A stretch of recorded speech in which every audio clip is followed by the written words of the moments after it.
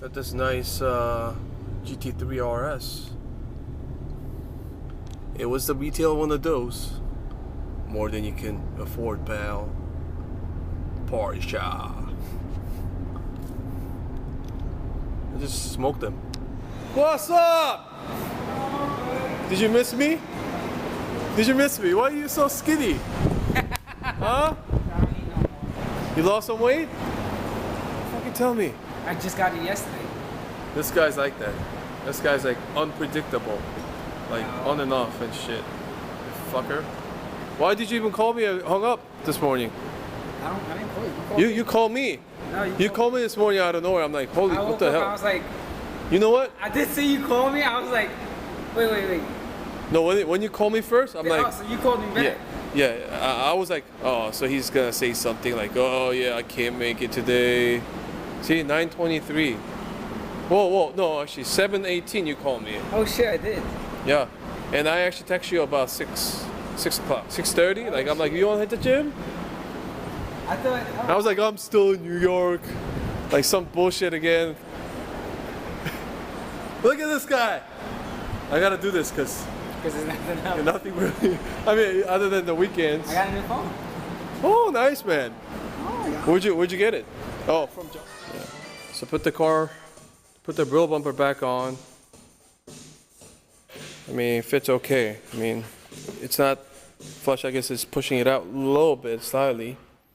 Extra downforce with this unfitted bumper. I'm kidding. So there's just little finishes there. But other than that, the Bashbar is in there. It fits pretty good. So I'm gonna finish up. I'm gonna go for inspection today, and then once it's all said and done, I'm gonna redo the whole thing, paint it, and all. So, all right. So it's Thursday. Came into the office after a quick workout again. As you probably figure, that's my daily routine now. I mean, it's been that. I was on and off a little bit, but that's been the case for like 2 years. So anyway, came into the shop, and yesterday I didn't get to really film it, but I got the inspection done. And this is the exempt inspection that I only put up 500 miles last year. I mean, the car was twin turbo. We had to take it off, and then the car was down again when we were doing the swap. So basically, you know, I didn't really get to drive so much. Hence why the first car that we had only had like maybe 2,000 miles. And when we traded in, even the dealership thought that was we had some mileage fraud after they took it in. So I don't know what the hell. That used car manager was happy that he was going to actually buy the car. Anyway, that was just kind of stupid. And after he kind of thought that we actually made a fraud claim and like mileage fraud or whatever, and like he was sending out some corporate mails or whatever. Yeah, it was stupid. Anyway, the car only put down 500 miles last year. If you don't put down more than 3,000 miles per year in PA, at least state of PA, it's exempt. So all you have to do is just go get the inspection. And that's why, I mean, honestly, we didn't even have to put the cat now that we kind of figured it out. So probably starting next week, I'm going to start working on the downpipe, and it's going to be catless. I'm going to make more power after all, but then I'm just going to leave it alone. Just finish off that real Bashbar I've been working. I just don't want that to be rusted. So that's what I'm going to do. I'm just going to paint it, whatever. Just gonna catch up with the stuff. I have just some mail-in ECUs to get it out today. And this morning I just kind of cut up with Dean and his stuff, and basically the same routine. So this week's blog, I'm gonna actually put it out there on Friday night, I believe, and I'm just gonna have a separate blog for the meet this week. So Saturday, Sunday. The Saturday will only have 4 cars to tune as a custom tune on the dyno. The reason why is we had 3 Optima Sonatas that were supposedly getting the tune, custom tune that is, but They ended up, I actually have a module to flash that, and the module, I sent it out to a customer to rescue his car. He's actually, his parents have the access to the module, and they are not back till like next week or so. So we won't be able to tune those cars, which sucks. So we just ended up having 4 cars on the dyno, and I'm honestly happy. So we could take a little more time on each cars, and it gives me plenty of time to actually relax that night and ready for Sunday. Cause I don't know, it's just stressful in a way, and you have to like greet 2 people and just little things that I'm in charge for. So today I'll probably have to just kind of clean up today a little bit. Because tomorrow Aaron's gonna be just busy, just working on the interior stuff. It might not be ready like the way I want it, but just good enough to kind of showcase what we could do.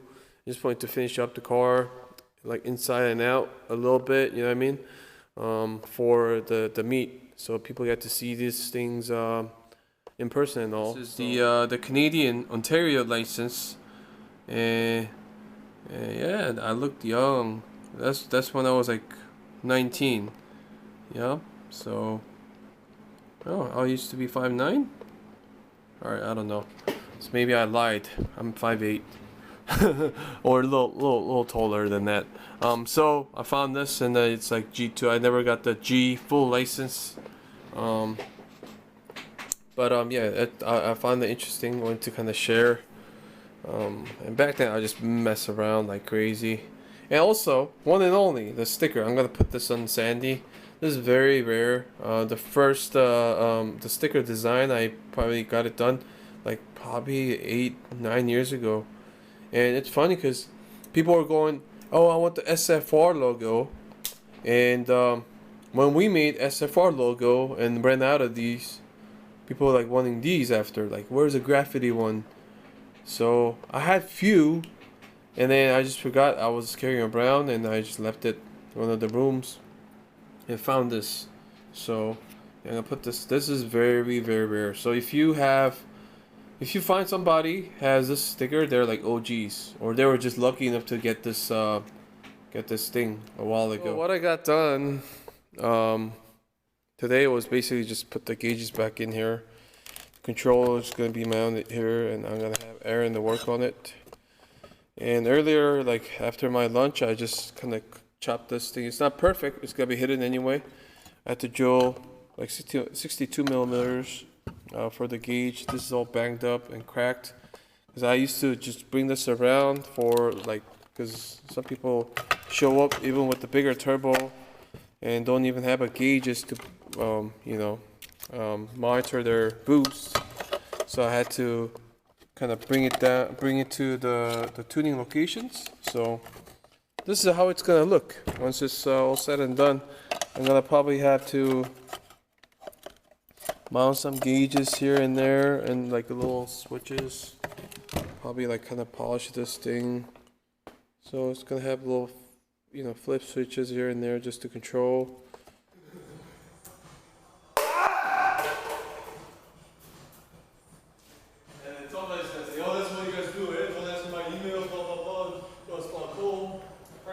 That's all you guys do. That's all we do. That's what pays the bills. Yeah! I got it! You did it. Fucker, you made it. Yeah! Yeah! Pretty good. Look who play. Well, it's your turn. You still have your chance. And what did you do? You did what it is. You just kicked it. Yeah, I did it. It went in and out. You want to replay? Huh? You want to replay it? Step into the eye of a tornado. I'll keep you safe from harm. You don't have a thing to be afraid of. I'll protect you from the storm. Step into the eye of the tornado. I'll keep you safe from harm. You don't have a thing to be afraid of. I'll protect you from the storm.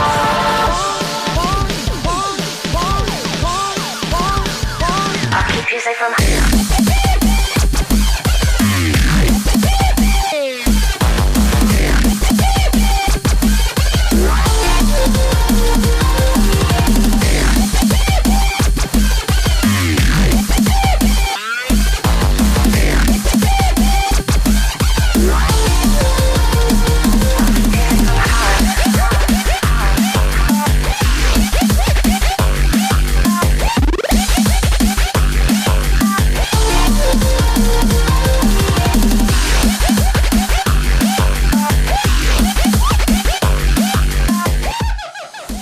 basically just maintenance that we do every 3 months, and happen to be a custom tuning tomorrow. So just kind of got it done.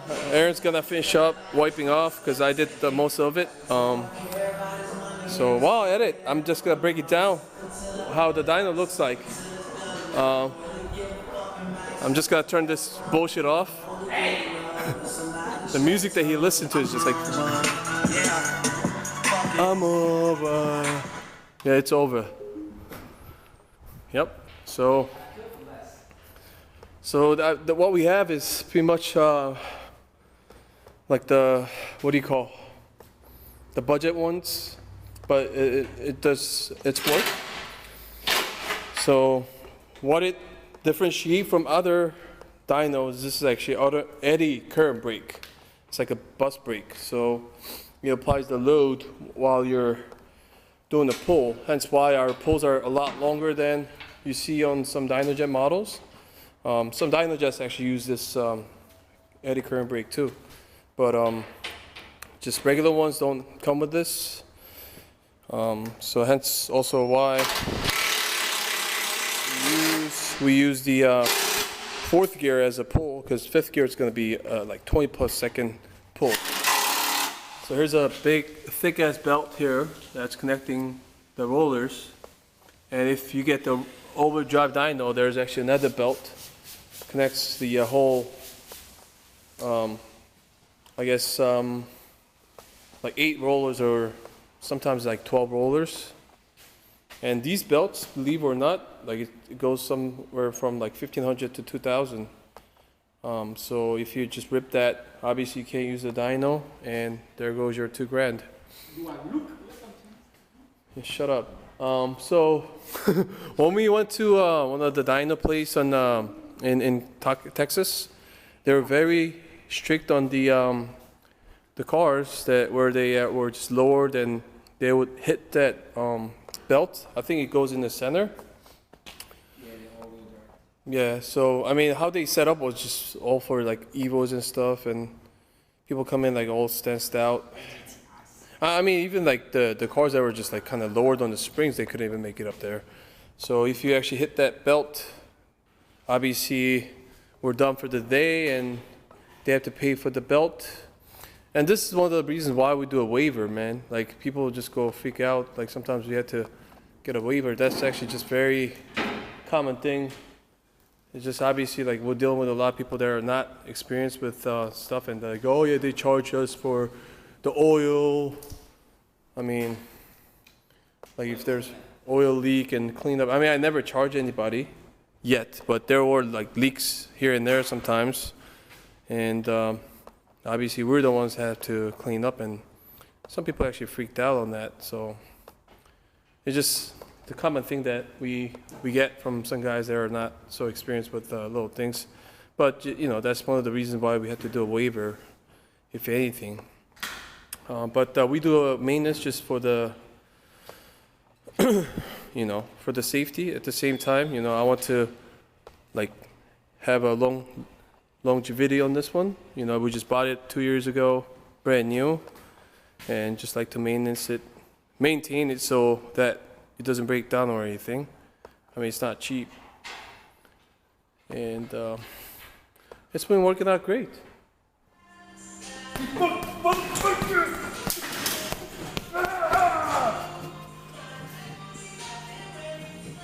Let's get the intro.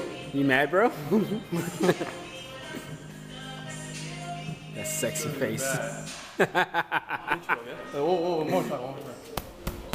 It's funny because it's like it gets close. So what I'm doing is just cutting a little vinyl. You know, I've been meaning to make this one, but just wanted to say Heartbreaker on the Mustang Dyno banner. So just cutting a little bit just to put it on our the banner for it. So I think it came out pretty nice. Heartbreaker, dynamometer. So didn't want to waste so much of vinyl for this, but just like to make people laugh, you know, little things. So, and it's true. It's a heartbreaker. Yeah, I think I'm gonna make 305 today, and it's just like 280. I got tuned at this event, 320. Put it on our dyno, 280. Spin that case, heartbreaker. Looks great. Mustang heartbreaker dynamometer. No fake ass tuna here. While Aaron's just finishing up the gauges. How's it going, bro? He is under the mood. Are you okay? Are you okay, bro? Come on. John's gonna have to do that. Ask him. Ask him, okay? Ask him. I want it. Good job, Aaron. Alright. So here's the interior.